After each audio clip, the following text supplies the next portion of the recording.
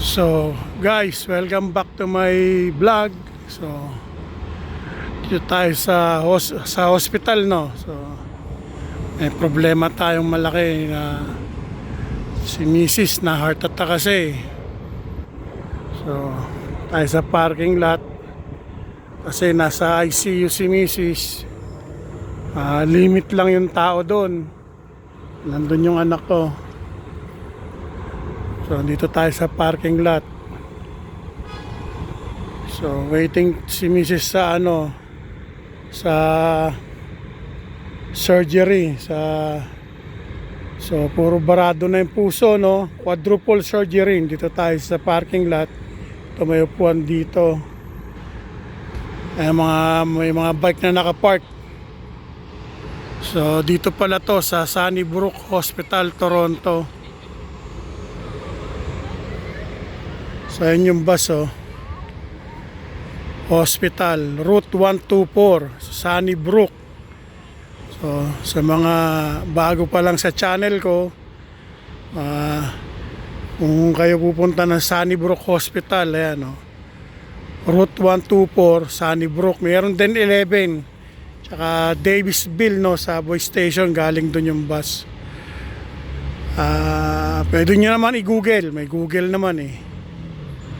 So nag-vlog lang tayo kasi habang naghihintay dito sa parking lot,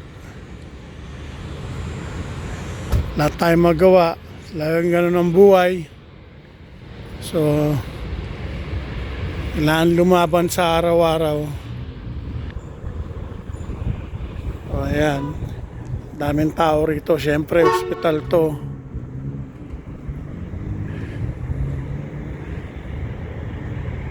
So, hindi tayo makapagsalita gano, may mga dumadaan.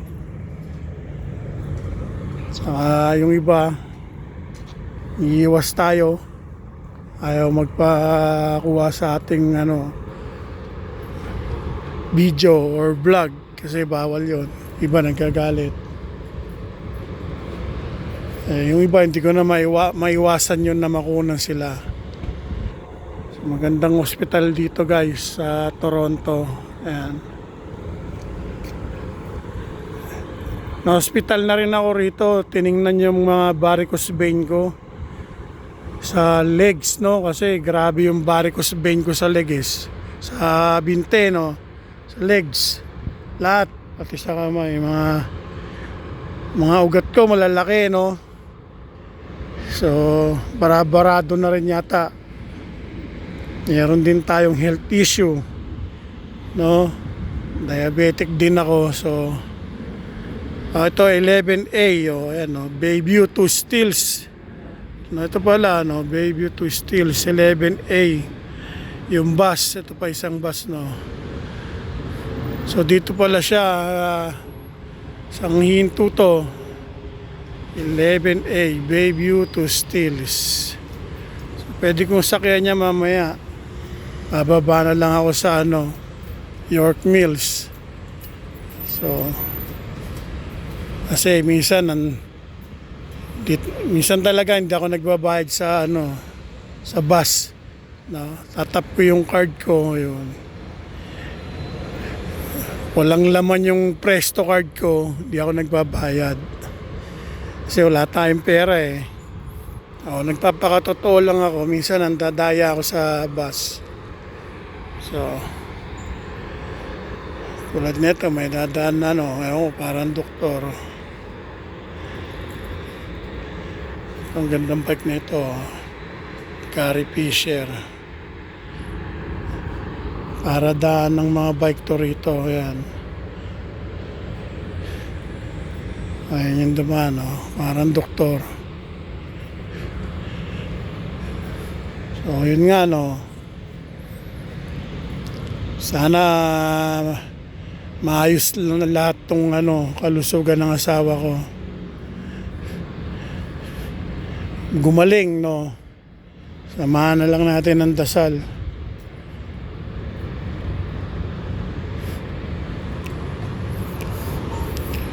Lakad tayo rito. Ang gandang puno na ito. Kaya lang walang bunga eh.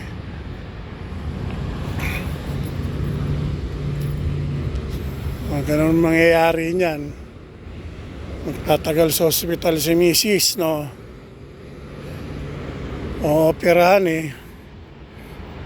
Tapos, therapy pa. Hindi siya pwedeng kumilos. Na heart attack eh. So, malaki yung problema ko. Kasi, asawa ko yun eh. So, dito sa Toronto, pag may sakit ka, Toronto, Canada ha. So, pag nagkasakit ka, maraming bayarin eh. So, yun na nga lang. Salamat sa mga tumulong na nagbigay sa GoFundMe. Gumawa ng paraan yung anak ko, nagpost sa GoFundMe. So, salamat sa mga tumulong.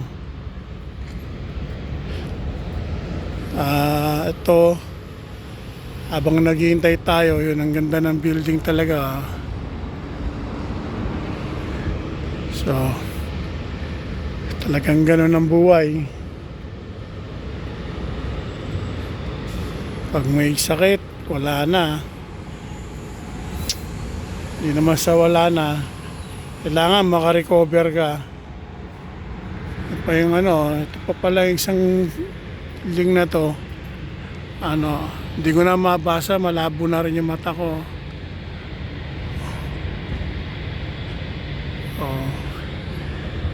So, buti na lang nadala ko si Mrs. agad sa ospital. Na-transfer kami rito eh.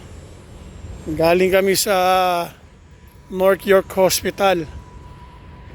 So, in-transfer kami rito. Dito kasi yung mga specialist sa mga puso.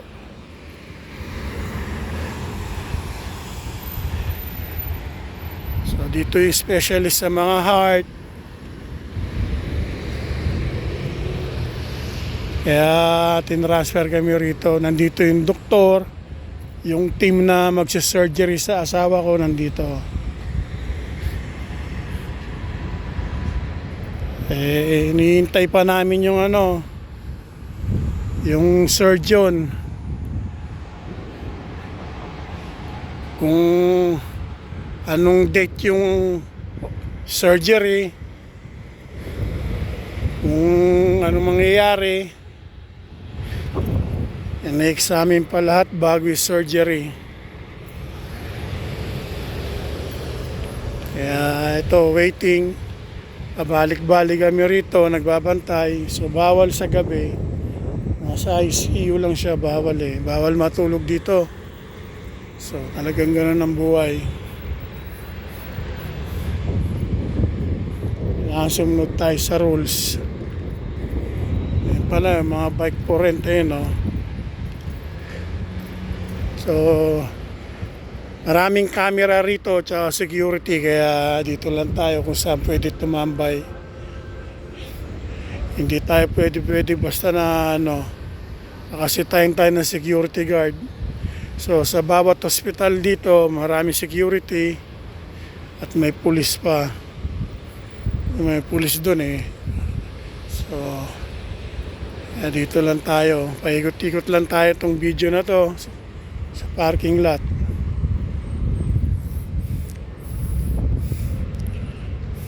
Kaya habang naghihintay, ako naman papalit doon, nakit mamaya. Andun kasi yung mga anak ko.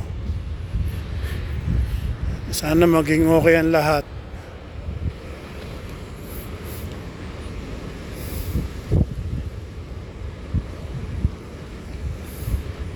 Hindi na ako mapagsalita kasi iniisip yung paano ba to, yung ganito, yung mangyayari, ganyan, si surgery, si therapy, magtatagal kami rito sa ospital, hindi ko alam kung ilang weeks.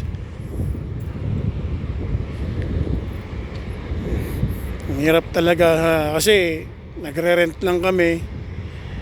Ang hirap pag wala kang pambayad sa upa, sa renta. Hindi katulad sa Pilipinas, meron kaming bahay doon, nandun lahat ng pamilya ko. So sinishare ko lang to guys, sa mga kapanood, salamat. So tatapusin ko na yung video na to. Okay na ako sa 10 minutes video dahil cellphone lang to.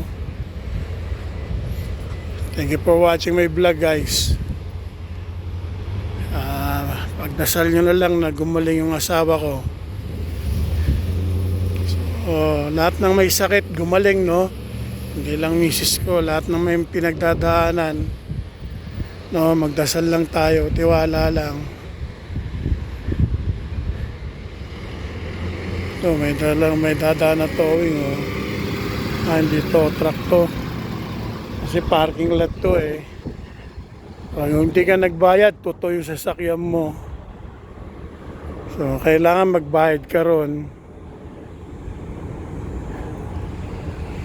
May aeroplano na naman, oh.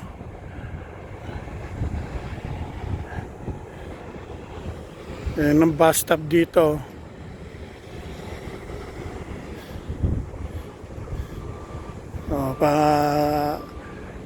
Ulitin ko, salamat sa mga tumulong, nagbigay tulong sa GoFundMe at pagdasal natin na gumaling yung asawa ko. At yun lang, lahat ng may sakit gumaling, magkaroon ng himala. Ito may bunga to. Yan, o. Yan siyang bunga. Ewan ko kung nakakain yan. So yan, o, it's the law. No smoking, bawal. To Bayview, to Sunnybrook, to Davisville Station. So ayan yung tren. Tren tuloy. Wala na, iba na utak ko. Tren. Gutom na, tanghali rito eh. Bus pala. Ayan. 11. Tsaka C, no? Daming bus dito, ah.